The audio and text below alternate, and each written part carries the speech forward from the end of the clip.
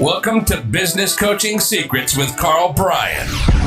If you want to attract new high-end coaching clients, fill live events, and build a wildly profitable coaching practice where business owners pay, stay, and refer, you've come to the right place. In this podcast, Karl provides his keys to the kingdom for finding and signing high-paying clients and building the coaching business of your dreams. Here we go. Hey everybody, welcome to another episode of Business Coaching Secrets. Your boy Road Dogg here with the man of the hour, the Harry Potter of business coaches, Mr. Karl Bryan. How are you, Mr. Wizard? I'm doing fabulous, Shoots. Harry Potter. There you go. Man, it's a good movie. That's as Let's far do it. as my Harry Potter jokes go. Otherwise, I'll have to consult with my daughter because I know absolutely nothing about Harry Potter. Oh, we don't believe you, Road Dogg. You were watching it last night. Come on, Shoots. Listen, You can admit it. We're friends. We're friends you're around here and all we're listening. in a Harry Potter trivia contest, it's like picking you for a long jump contest. It's just not good. Buddy, I was pretty good at long jump when I was a kid. That surprised you. Well, No joke. And I'm not joking. Your wheelbase is pretty short, and at the same time, it's like maybe if you're jumping off a cliff, that doesn't count. Like we're talking into the big sand pits, long style here. So I'm definitely, it's just like swimming. It's probably not something like you don't have the build of like say Michael Phelps. Let's just put it that way. That you do not. I'm not, buddy. I can swim too, man. What's the, what's the one where you throw your shoulders over? I don't even know what it's called, but Butterfly. that's my shtick. Yeah, butterfly. That's it, man. Boom, butterfly. I can do that. And it looks like a seal getting taken by a shark, but I do it. Anyway. For a guy that lives half his life as a cocoon, it only makes sense that the butterfly is your go-to move. All right, my friend, let's get into it. We got some questions lined up here. The first one, it's interesting, is we talked about this whole imposter syndrome a while back. I have a mile-long list of jokes, but I'm going to put those aside for a second here. So this is great. It's a very I think just a very humbling type of a question here. Just somebody said, look, I don't come from a business success story, and I feel like a fraud when I promote myself as a business coach. Can you help? Just like that, we went serious. Like it doesn't happen often. I know. But here we go. Quick transition, Shoots. Right. Well done. Well done. There it is, Big Shoots. How do you handle that? So how do I handle that one? So yeah, feeling like, categorically disagree is how I would answer that. Feeling like a fraud. Bill Belichick wasn't a star football player, right? So, most great coaches, if you really look at it, they weren't, in some cases, they hardly played the game. And then, by the way, on the other side of it, how do the great players make out as coaches? I remember Wayne Gretzky dabbled, poor bugger, as a coach with the Arizona Coyotes, Phoenix Coyotes back then. But anyways, didn't work out real well, right? So great players actually don't become great coaches. But that being said, look, foundational problem. One is that you're automatically, this is the question, right? That you're feeling like a fraud. You're making this all about you, right? So solution, you got to turn this around and you always have to make it about them. You'll always do more for others than you do for yourself. So as long as you're fixated on yourself, quite frankly, you're probably not going to get very far anyways. But yeah, you're just making this about you. And I also say, so state, story, strategy. If you ask me that, I'm a huge Tony Robbins fan. You might be and you might not be. Either is fine. But I can tell you that listening to hundreds of hours of the guy's content, which I believe to be the best in the industry, the best thing that I have pulled out are those three words: state, story, strategy. And you see him coming back to it time and time again. You probably don't see it unless you've had it, just like sort of laid out for you in like three words, and that's fundamentally. But so let me just explain. So the story is that I'm a fraud, which is going to put you into a weak state, right? Which is not going to allow you, define / kind of deploy the strategy, even if it's given to you on a silver platter, right? Like we have that with our own clients. We provide it literally in a silver platter, like do this, say that, walk them to the software, find them $100,000, say this to close. Like, I mean, it's laid out on a silver platter, but the conversation in their head is that they're not enough. In this instance, a fraud, which again is far too, this story is really strong if somebody's calling themselves a fraud. So here's the solution. You gotta change the pattern, right? So you fall into a pattern. You got to turn that around. Like, and even when I do, like every year we do business coaching mastery, right? So we've done it in Las Vegas, Cancun, Punta Cana. Cancun's kind of the home that we have found for it. Once we're all no longer locked in our houses, thanks to a pandemic, we will be there again shortly. But when I start the seminar, I have always got, I've got these signs up around the room, and one of the signs that I have got, and it will always be either on stage or right beside the stage, says that again, state, story, strategy. So I'll basically explain it. And then if you were to press me, okay, well, how do you explain it? Like, what does it mean? Like, how would I help this individual? How would I help anybody, really break through? Like, if you're looking for a breakthrough, if you're trying to stop smoking, lose weight, work out Facebook ads, build a six-figure coaching business, you're already a six-figure, you're making 250 and you want to go to 7 figures, you need a breakthrough. So you say, okay, well, how do I create a breakthrough? So I'm stuck, I'm here, I've been smoking for 10, 15, 20 years. How do I get past it? You need a breakthrough. Guess how? State, story, strategy.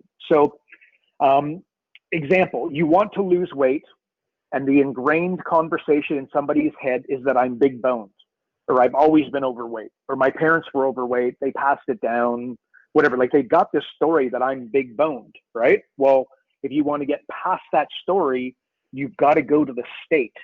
And then, by the way, the problem is that everybody starts on the strategy, right? Like, you want to lose weight, where do you go? You go to the internet and search Jenny Craig, keto, whatever it's going to be. You come up with a strategy that you buy into and think that that's going to be the solution. So the way that I would frame it up is that strategy is 1%, story is 4%, and then state is 95%.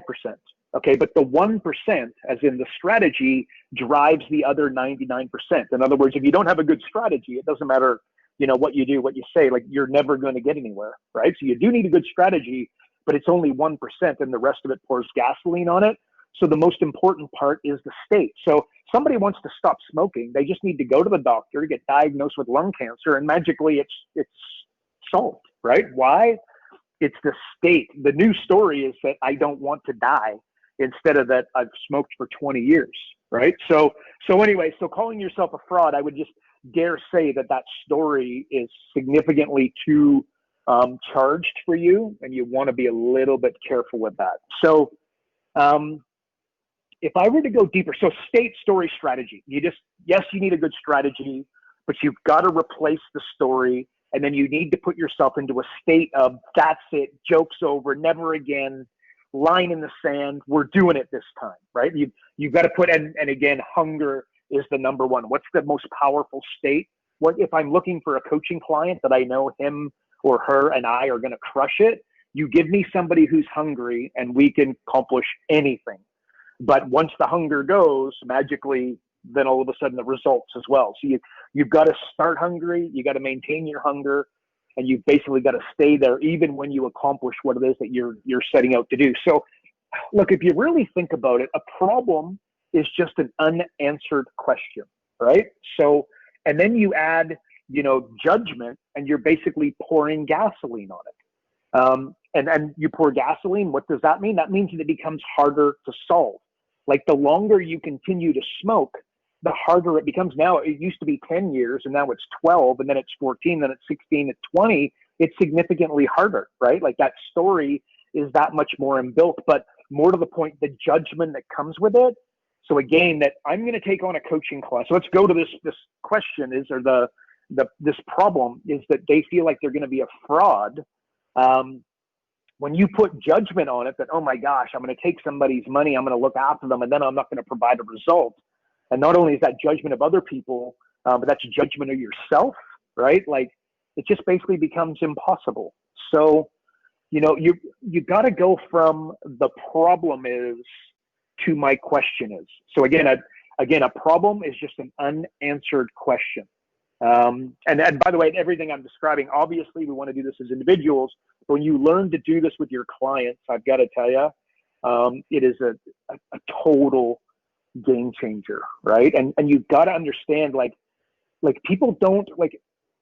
What happens is you start playing big, you start accomplishing what it is that you want to accomplish. As a business coach, you're putting yourself out there. You're doing these small business events. You've got a website that's talking about how great you are. If you work with us, like we turn you into an author literally in 30 days. And a lot of those things, so if somebody's following you on Facebook and then they're like, oh my gosh, this guy, he's not some business superstar. Who does she think they are? And then what ends up happening is they end up taking love away, right? And as I found, and by the way, it's one of your greatest fears with 100% certainty is not being enough and then taking love away. So can you see how all of a sudden that judgment would stop you further? And you just got to rise above that. And then, okay, so how? I started with it. You got to make it about them, not about you. Like business owners are hurting left, right, and freaking center. They're committing suicide. They're suffering from, depression, anxiety. In many cases, they're committing suicide. Again, like my entire story is based around my big brother committed suicide when I was 16 years old over a business failing. So I put something on Facebook and that hurts your feelings, or you think I'm a big shot. I don't care. Like I really don't. I'm thinking about somebody that I'm gonna stop them from committing suicide, right? And again, with fear of going a little bit cheesy here on your road dog, you really like your heart. You've got to go into your heart. You ever notice that there's no such thing as heart cancer, right? So like hormones released in your heart basically don't allow it to be destroyed, right? It has its own intelligence. So, come like really genuinely go into your heart. Sounds a little bit on the cheesy side, possibly for the alpha males listening, but like you go into your heart, like that's how you do it, right? Like again, like what I do all this stuff. I was up at 4 a.m. this morning working my butt off, right? Why? Just it's a heart driven thing. It's just so much deeper than, oh, gee, I wonder if I can make some money. It's just so well past that. So anyway, I forget me. This is about you. What is your heart saying? What is go to your, maybe for you, it's your soul. But I can tell you again, your heart, understanding your heart, understanding that it has its own intelligence, understanding that it existed before your brain did, it can be a bit of a game changer. We did our first live virtual business coaching mastery via virtually. And I got everybody, doing this kind of, think of it as a meditation, but again, to put their hands on their heart, and really asking their heart what it is that they want, where their power is going to come from, what they're going to do, what their new disciplines are going to be. And it was a really powerful process. And the feedback that I got was, quite frankly, gobsmacking. So anyway, so I would say that. So, and then, like, why does somebody hit 250 grand and then stop growing? Again, because it was all about the money, right? Like, the problem is that they make it about the money and not the heartfelt, bigger picture. And it needs to be about the inner drive. If you use inner drive, okay, or heart or your soul, whatever you want to call it, maybe let's call it inner drive for the alphas listening. That is what will propel you to unimaginable levels. The end. So that's what I'd say, Road Dog. No need to feel like a fraud. It's just, go out there and go help three. Look, if you feel like a fraud, go help 3 people and you're no longer going to be a fraud. And then if it makes you feel better, do it without charging them. I always say, like, a business coach doesn't have a money problem. They have a refusal to help people before they pay them problem, right? So really drum up that inner drive, Road Dog. That's my answer, bud. So not to get to the secret and the law of attraction with you here, because I know that you're a huge fan. Listen, Am I ever? For every time you watch that movie, I'd have $2. Like, it's right? Actually, not even that, by the way. Probably have to make change. Let's not kid ourselves. So on that note, though, like, do you believe, like, a business owner that, again, I depending on your definition of can have it all, but do you believe a business owner can actually have it all? Do I? No. If you're not willing to sacrifice, as in like give up, if you're not willing to sacrifice for your goals will become sacrifice. Think about it that way, right? So sacrifice is normally associated with pain, though.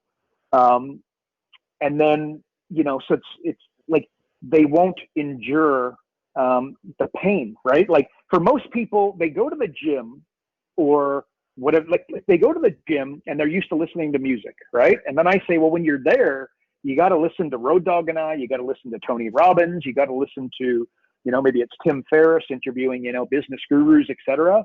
But that is a sacrifice too big for them, right? Like what they tell me, their story, by the way, is that they need music so badly that it's basically a sacrifice that they can't quite endure, right?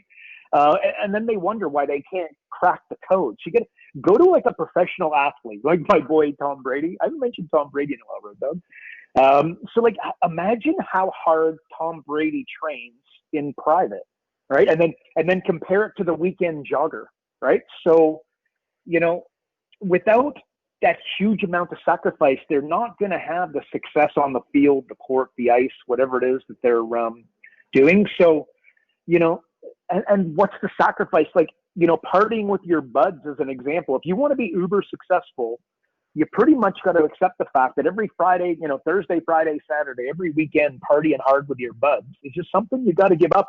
And again, obviously, for most of our audience, it's, time with the family. You're going to have to accept that there are some sacrifices. So having it all, building a business is freaking hard. It's grueling. And it's just something that if you want to do it, you want to legitimately, 250, 500,000, $1 million business, you're just going to have to sacrifice there. Like there is no, in our game, we hear that word balance this, balance that. I throw up every time I hear it. It's just, it does not exist. Like I go on a family holiday, I'll wake up at, 5 a.m. Everybody's sleeping. I'll sit there and work for 3-4 hours. Everybody wakes up, boom, and it's holiday time, right? But I just make sure that I wake up and I do that. And then of course, I'm not saying don't have holidays and, oh, you can't. No, that's probably for most people, that would be a bad idea. But you see, I actually enjoy working. Like I love it, right? Again, sometimes, and I'm not superhuman and it becomes a little bit overwhelming, et cetera. So don't kid yourself. I feel all of that too. But generally speaking, from my heart, from my soul, the inner drive is so great that it doesn't, it's not like I wake up at 5, work for 3 hours and feel like I missed out on something, right? Like that's not happening. Again, like, most business owners, look, they won't do cold outreach, or heaven forbid I mention cold calls. And then they pretend like they're going to make Facebook ads work, right? Like if you're not willing to do that, just give me a freaking break, right? If you think Facebook ads are just like this magic potion, you're horrifically delusional. And it's motivation versus discipline, right? Motivation is like a shower. Discipline is your habit. Think about that. This morning when I woke up, 4 a.m., rocking and rolling, like I wasn't motivated, right? What I was reaching to was my discipline. It's something that happens automatically. Like I don't pass go. I just come in and I go to work, and you've also got to make sure that you've got that bigger picture. You've got to forego if all of this, if you want to build a 7-figure coaching business, you legitimately, not pretend, right? Because I hate to say it, most people, oh yeah, I want to hit 7 figures. You don't even know what that means, right? So, but let's assume you do. Instant gratification can no longer be what drives you, right? Like social media likes, comments, and shares, the fast food, the sugar, the drugs, the alcohol, excessive partying I mentioned earlier, like that stimulating, whatever it is, they're just not going to assist you in getting that long-term goal. And if you do keep falling for it, your inner drive, that bigger picture, that concentrating on them versus you as a person, that's just, you are bigger than them right now. And if you want to go to 7 figures in the coaching business, you're going to have to do it. Right. And then you're like, okay, well, how would I forego instant gratification? Like, is there like a process? I don't know that there's a process.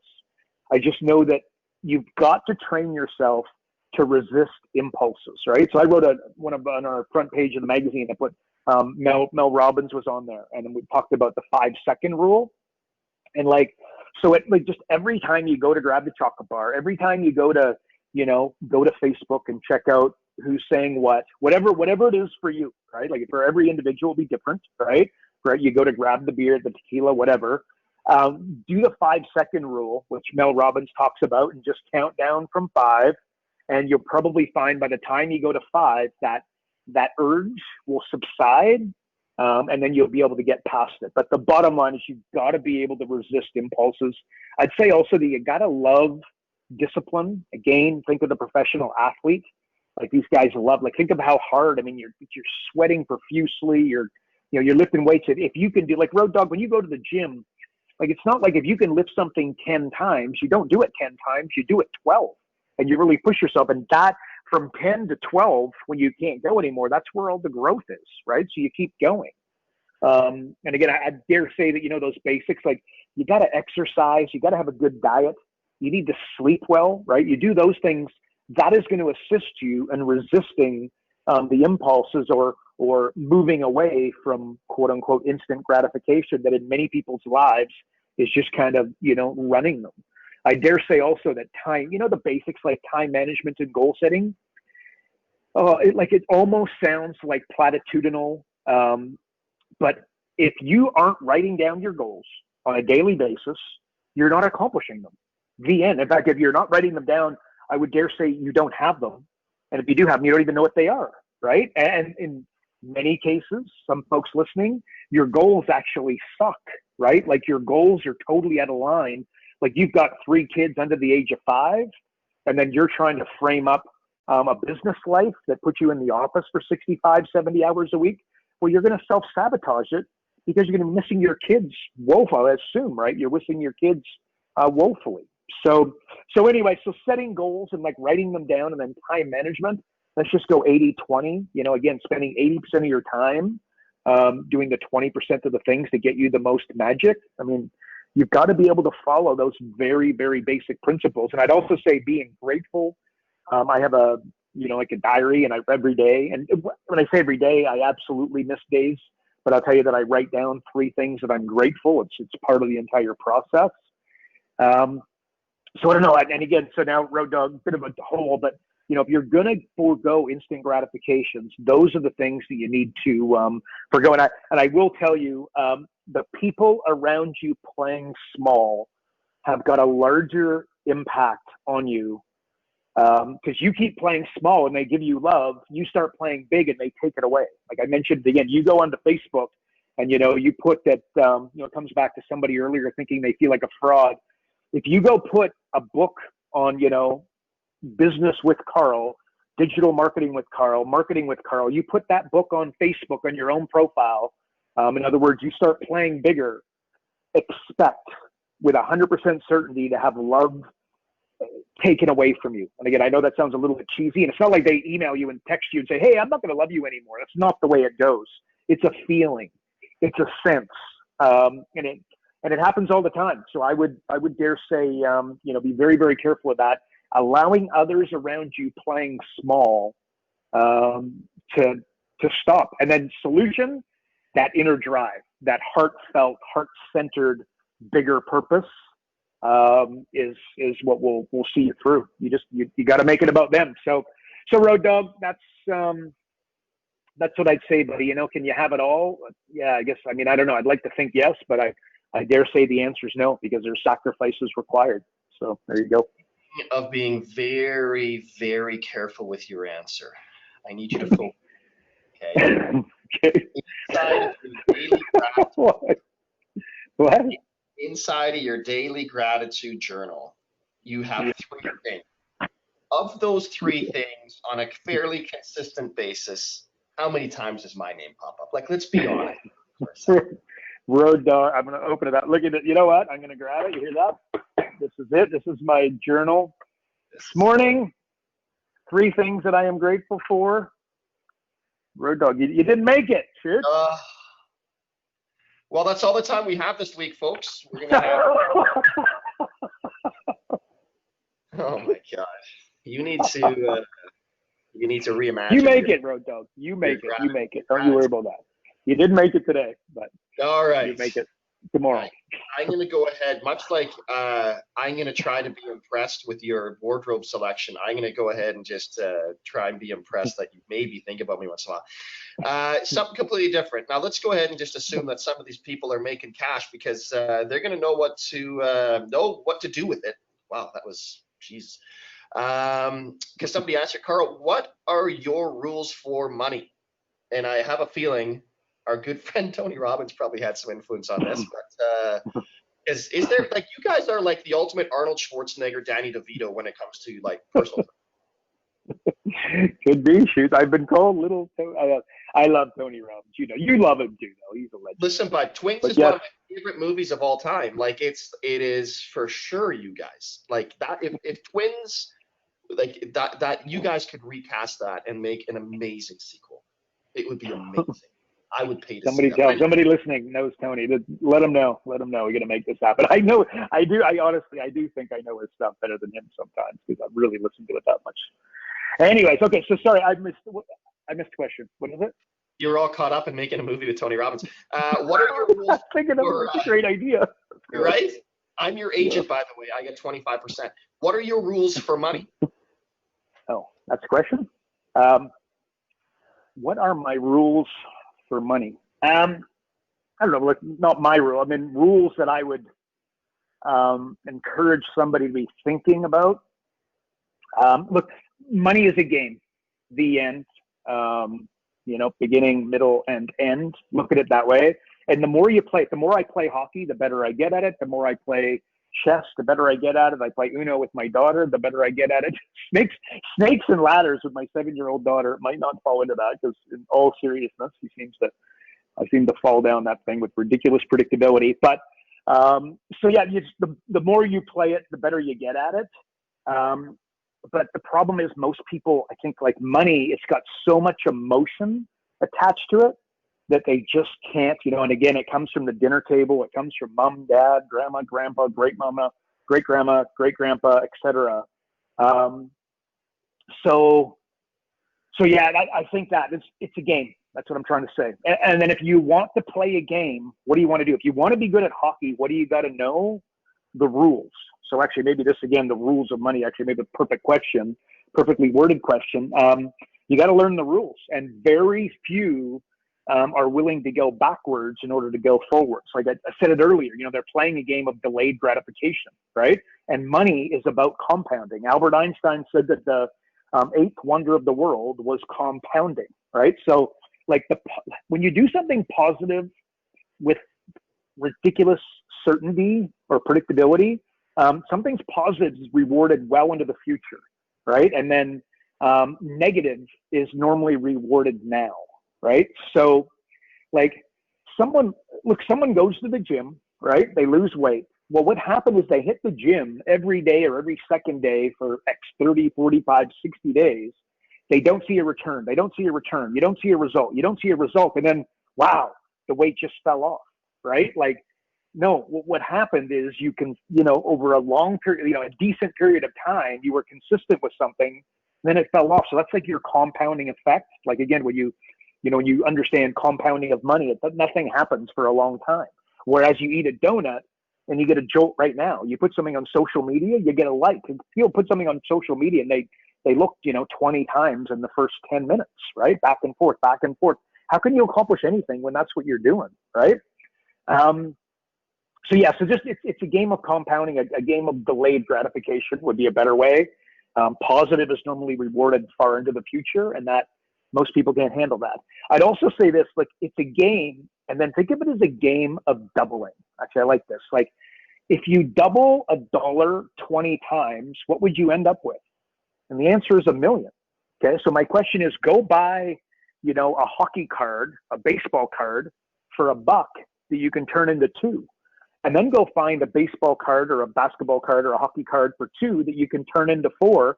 If you did that 20 times, and believe me, go have a look at what hockey cards go for out there and, baseball and whatnot, you could actually totally accomplish this. It's going to take a little bit of time, but you could hit $1 million. So most people don't realize that, though. If you double $1 20 times, you end up with $1 million, right? So So that's it. And then again, they get to a point and then the hunger goes and then the numbers become too big and then they change the rules of the game on themselves, right? Like all of a sudden, 1 to 2, but when you get to 500,000, that turns into $1 million, you're not willing to take that next step, right? But this is the way it works. And but if you understand it to be a game and then you create some rules for yourself as you're moving along, you will absolutely be able to do the 500,000 to $1 million, right? And it's going to take some time. Don't expect those kind of numbers to just happen, right? Like if I ask somebody, do you want a penny doubled every day for 30 days? Or do you want $10,000 a day for 30 days, right? The answer provided they aren't educated on this topic, which would be 99.5% of the population, their answer literally costs them millions of dollars. Because if you take a penny and you double it every day for 30 days, it's 5 million. The problem is up until about day 25, it's chump change. Like it's nothing, right?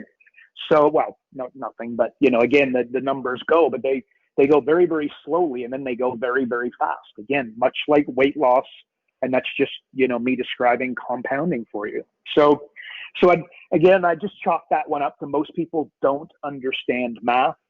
And again, data I've talked about a lot. Most people think of like Jack Welch as like the greatest CEO of all time. But if you read the book, The Outsiders, which I'd encourage everybody to read, you'll find that Jack Welch actually really wasn't that good. Like when you look at the math, you look at the data, he was good, right? But one of the best of all time, not even close, right? So, if your client is looking to hire a CEO or you're looking to hire a CEO, you want to think scientist, you want to think engineers make a lot of, if I were to send my daughter to university and she didn't know what she wanted to do, and then I could choose the subject for her, engineering, they would be business or engineering, right? But I'm not going to do that, by the way, because normally parents listening, it's going to happen if you try to influence that too much, you're going to go in the other direction. But engineering is very, very powerful. So yeah, people just don't understand the math. Like a good example that I use all the time, like Road Dog, we talked about this in the pre-show today. The 20, like when you go, so let's say we got a client, they made $100,000 profit, and then they have 20% margins.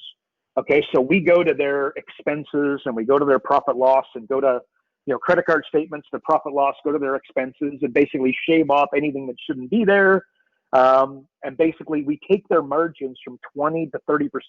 Right? So we don't hire salespeople. Most certainly not going to do Facebook ads. What we're going to do is we're going to go to their business and we're going to make them more profitable, heaven forbid, right? We're not going to make them grow. We're not going to make them more complex. We're not going to make it more difficult to operate. We're going to go to their expenses and we're just going to shave off. You're going to go to their expenses, shave off some of them and make them more profitable. But when I go from 20 to 30% and the business made $100,000, I'll throw it to anybody listening. And what are you thinking? You're thinking 20 to 30 is 10%. And they made $100,000 and 10% of $100,000 is 10. So they're now making 110,000. But the problem is you'd be horrifically wrong. And if you're trying to sell business coaching, guys, I'm giving you a hack on steroids right now. You want to come up with an example that they get horrifically wrong and that kind of disrupts them, because disrupted people buy. So think about it, guys. I go from 20 to 30. That's actually a 50% increase, not 10, because 10 would be 20 to 22. 20 would be 20 to 24. 30 would be 20 to 26, etc. It's a 50% increase. So my client that was making $100,000 a minute ago, how much are they now making? And the answer is 150,000. How long is that going to take? How difficult is that going to be? Depending upon the business, of course. But with pretty reasonable predictability, it's going to be damn easy to do. You got a client that they're driving traffic to their website and they have 2% conversions. And then we go to it and Road Dog changes the headline and then I'll change the copy and then somebody else makes like a red box. Well, when you go from 2 to 3%, on the surface, that's a 1% improvement. Nobody's excited. Let's assume that campaign was making $100,000. Well, guess what? 2 to 3 is a 50% improvement. So if they were making $100,000 on the landing page a minute ago, there's a really good question that they're now making $150,000 thereabouts. And of course, there's some variables here, but you get the idea, right? Believe me, they don't think 2 to 3% as a 50% improvement with 95, if not 98% predictability, unless they're, very damn good at math. So Road Dog, that's what I'd say, buddy. That's beauty, bud. And I was going to say, yeah, we got into that fairly good in the pre-show. So, hey, again, I'll be pumping that up, pumping the tires, the pre-show in a minute. But just to wrap on that real quick, like when it comes to, again, doubling a dollar is one thing, but how do you double a dollar consistently inside of a business? Can you just touch on that just for a minute before we wrap up? Yeah. That's Road Dog's way of saying we got to wrap this thing up. So buy advertising, right? You spend $10 a day on advertising. Can you turn it into 20? Spend $100 a day. Can you turn it into 200? So, think Facebook, LinkedIn, advertising, think Google AdWords, Instagram, etc. Another thing that you could do is you could go to, say, influencers within your space, ask them to promote you, and then just say, okay, well, look, I'm going to pay if you post this on, like people do this with the Kardashians every single day, right? So if you go post this, right, I will pay you $500, and then do your math. And then did you take 500 and turn it into 1,000, right? But you got to lay down your 500 and don't expect to get every time you go to double. Don't expect to get it right. You're going to improve over time. But that being said, the way that I'm describing this, I can tell you that be very, it can be probably a lot easier than you may be thinking. Certainly I'd buy and hire, I think of buying staff, hiring staff, however you want to see that. But people are available now that weren't available previously, and they could be perfect for your business. You could spend money on building new products. You could sponsor if your business owners like the golf, I mean, this is a 101. So if you sponsored an event or you became sponsored at the golf club, my question is, so as I'm saying this, it's like, well, sponsor the golf club. They call me all the time. Do I really want to spend $500, $2,500, $5,000 sponsoring the golf club? If you just write a check and then do nothing else, there's a good chance you just lit your money on fire. The trick is to sponsor the golf club and then go get involved. Go help out, become part of the golf club, if you know what I mean. And if you write a, X check, the chances of them accepting you as like someone to help out, and do the events and that kind of thing, your chances of accelerating that are ridiculously high.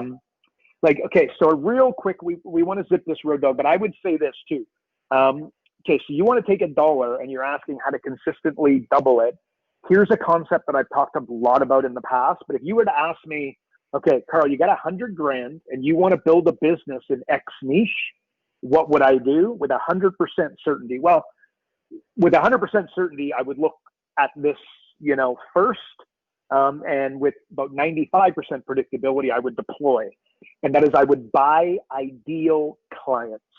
Okay. So like, as an example, I answered the other day, Road Dog, I think you actually just kind of asked me this off the cuff, but like, if Jeff Bezos owned a coaching company, what would he do? And I'll tell you that Jeff Bezos isn't sitting there right now trying to work out how he can make an extra $10 on a toaster. He's trying to work out how we can make the toaster $10 less expensive. Okay.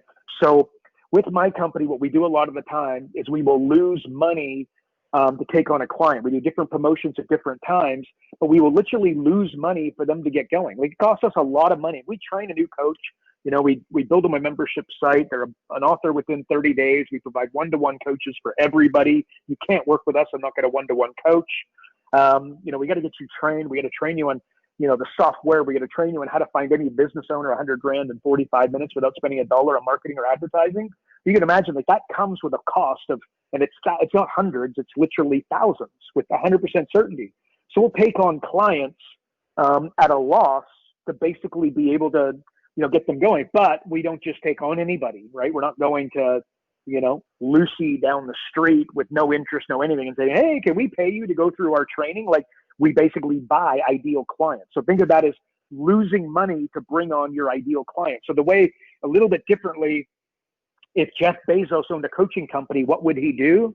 Well, okay, first of all, what he wouldn't do, if he sucked at sales, he wouldn't make his coaching super inexpensive. Okay, so what I mean by that is coaches that suck at sales sell their coaching for $500, $1,000 a month, right? Why? Because they got no confidence, frankly, but they suck at sales. They can't get that upfront deal done well. Whereas a bad coach, but a really good salesperson will charge $2,000 a month. But the problem is they end up losing their clients quickly because they can't deliver on the $2,000 a month coaching consulting fees. So, but importantly, what would Jeff Bezos do if he owned a coaching company?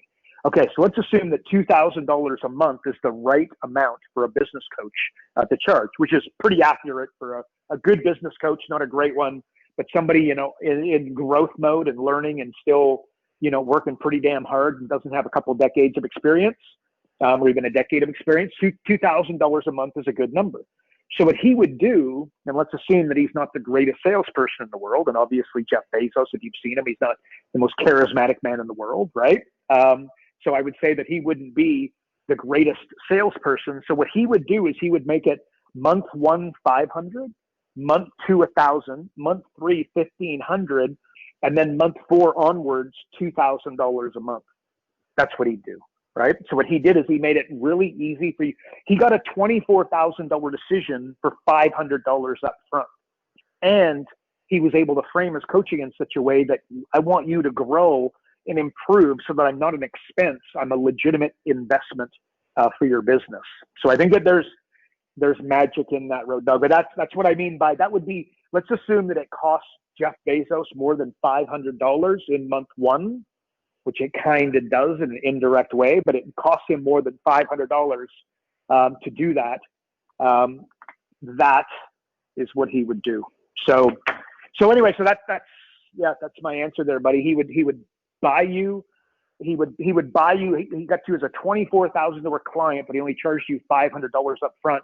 So we're assuming that he lost money in that first month to get cranking. But he was cool with that because he thinks that he's going to be able to really help you and that you're going to be around as a $24,000 client long term.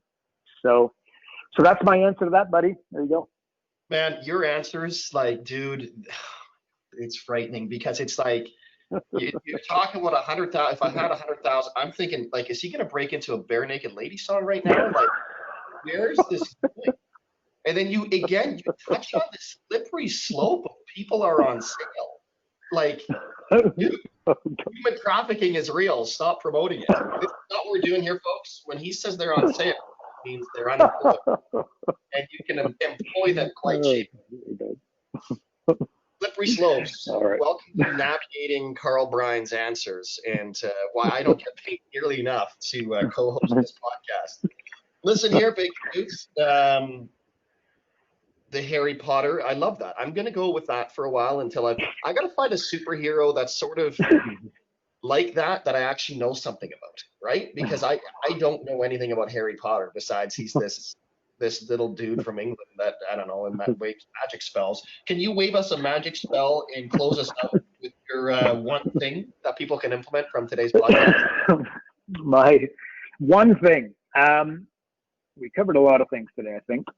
Thinking back here, I don't know. I like the question, rules of money. I like the fact that, again, you got to understand, guys. And again, we did a podcast a long time ago, Road Dog, where I talked about, like, you want to build culture in a company.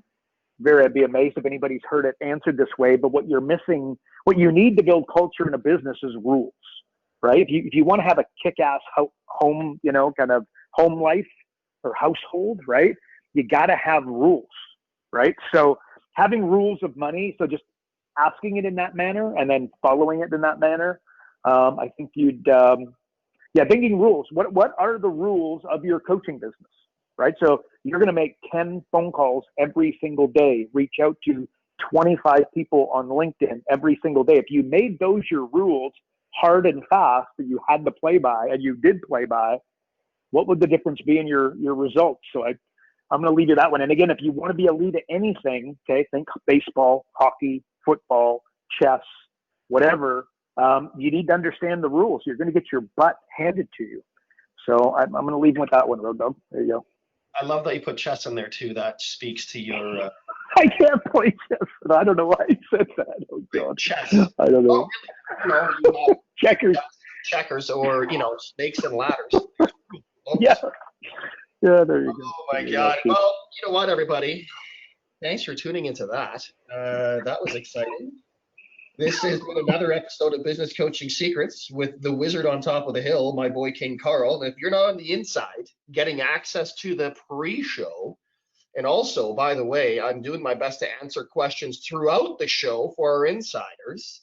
If you're not doing that, you got to go to focus.com and sign up for Karl's daily emails. And if you're just looking for more information on how to build your coaching company, again, visit focus.com and subscribe today. Also, if you enjoyed the podcast, please share with a fellow coach or someone that you think might make a great coach, someone that's a great salesperson or just a highly motivated type. And of course, we'd appreciate it if you'd rate this episode, as we know that iTunes and Spotify give an insane amount of weight towards reviews. So please leave us a review, as we're probably just right behind Joe Rogan at this point. I'm sure of it. But that's it for another week, everybody. Remember, progress equals happiness. Take care, everybody.